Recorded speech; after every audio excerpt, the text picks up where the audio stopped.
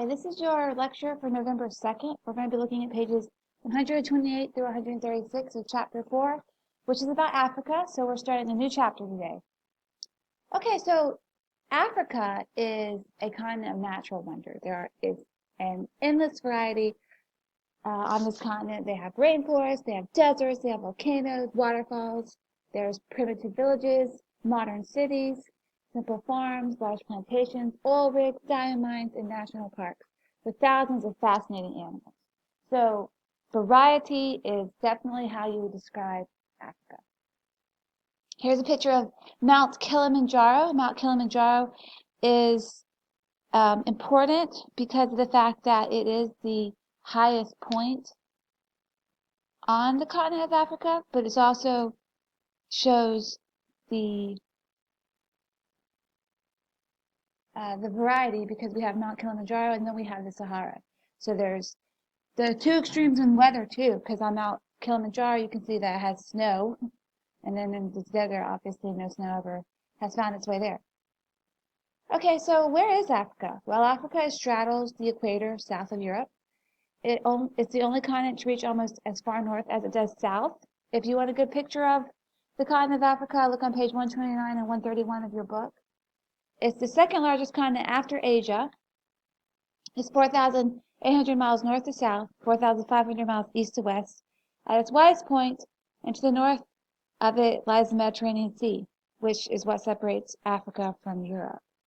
And at the Strait of Gibraltar, which again, if you look in your book, there's a good map in there on page 129 that shows the Strait of Gibraltar. It's at the very top of the continent. The two continents of Africa and Europe are only separated by about 8 miles. And then here is a map of Africa, and up here is where the Strait of Gibraltar is. But if you look in your book, you can even see a little bit more detail. Africa once touched Asia at the Sinai Peninsula, but today the Suez Canal divides the two continents. So if we go back to this map, we could see that, and again, if you look on page 129, you can see it more clearly, but the Suez Canal is right here, and you can see how it at one point touched Asia. The Suez Canal, the Gulf of Suez, the Red Sea, and Gulf of Suez separate northeastern Africa from the Middle East. And to the east of Africa, we have the Indian Ocean and the Arabian Sea. And then to the west, we have the Atlantic and the Gulf of Guinea. The Mozambique Channel separates Madagascar from the southeast coast of the mainland. And here's another map, so you can get another idea of the Suez Canal and the Strait of Gibraltar, and also the many different countries that are a part of Africa. Before the late 19th century, the interior of Africa was a mystery to the rest of the world. People called it the Dark Continent because so little was known about it. Late 19th century was when people started to understand a little bit more about Africa, and that's because of the work of missionary explorer David Livingstone and others. They started to have a heart for the lost in Africa, and they began to penetrate the interior to reach the tribes there for Christ. There was also explorers who came. They discovered great natural resources such as gold, diamonds, and ivory. And when European nations realized how incredibly rich the continent was, they began to scramble to colonize. In 1914, many European nations had colonies in Africa, including Great Britain, Germany, France, Spain, Belgium, and Portugal. The Dark Continent really captured the European imagination. And so there is a lot of news stories that follow that follow what's going on in Africa. And the most famous, of course, is when Henry's family goes to find Dr. Livingstone, who was missing. But Stanley he was a reporter, and he covered a lot of stories about Africa and exploring Africa. And it was something that was really fascinating to people. So let's talk about the population. After World War II, the nations of Europe began to pull out of Africa, granting the colonies independence. Most countries retained the original boundaries. Some lines changed as more countries formed, providing the framework for the political map of Africa today. And today Africa is the home to over 60 independent nations. The total population is over 1 billion. That puts it as the second most populous continent after Asia. And with over 60 independent nations and with a population of over 1 billion, it probably won't surprise you to hear that African culture is one that is defined by variety. There are hundreds of tribal languages that are spoken in Africa. There is also English spoken in Africa and other European languages.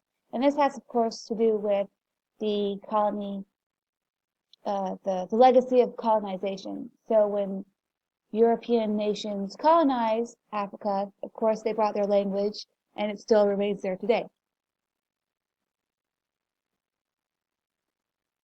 Christianity took root in North Africa and Ethiopia early in history. However, Islam swept across the region during the Middle Ages, and there was a spiritual bondage that took over Africa. And a lot of Christianity was blotted out. And so religions like animism took over and a lot of superstition took over in Africa.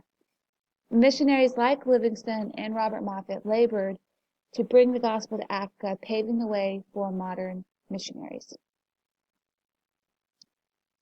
So let's talk about topography. Remember, topography is the lay of the land. What does the land look like? Does it have mountains? Does it have hills? Does it have deserts? So forth and so on. So the topography of Africa is very unique. It's mostly a vast plateau or a series of plateaus surrounded by a fringe of coastal plain. Except for coastal Mozambique, Somalia, and some lowlands in the north and west, almost the entire continent exceeds 2,000 feet in elevation. Africa's interior has 4 climate and vegetation zones. There's the highlands, desert, savannas, and rainforests. Africa's highland regions include the Atlas Mountains, Ethiopian highlands, and the Ruwenzori Range. Africa's most dramatic geographic feature is the Eastern Rift System, which I'm pretty sure I have a picture on here somewhere. Okay, no, it doesn't look like I have a picture on here.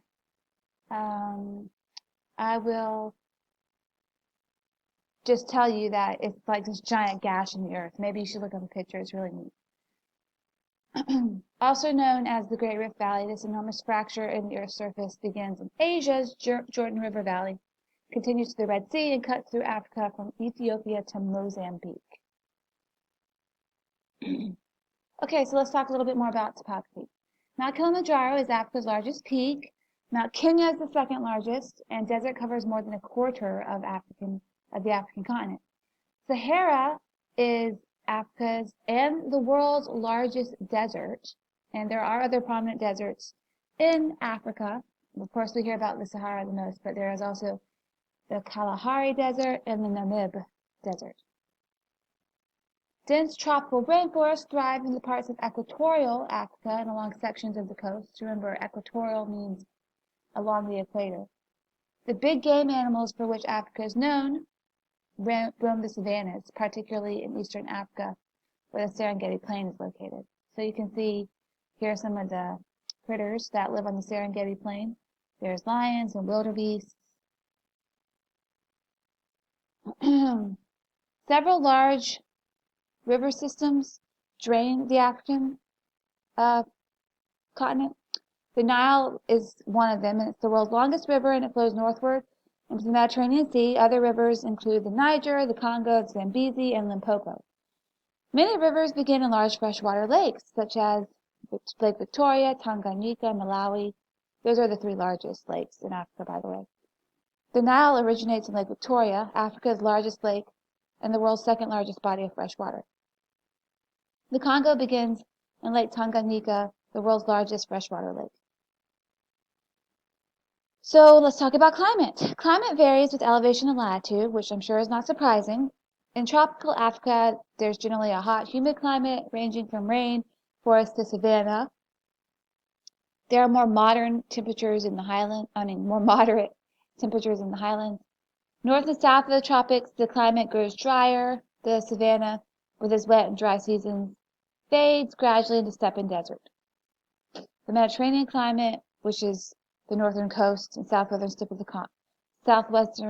the continent, is a lot different than the rest of the African continent. And then we also have marine climate, which is the southeastern coast. Well, that is the end of your lecture today. So thank you.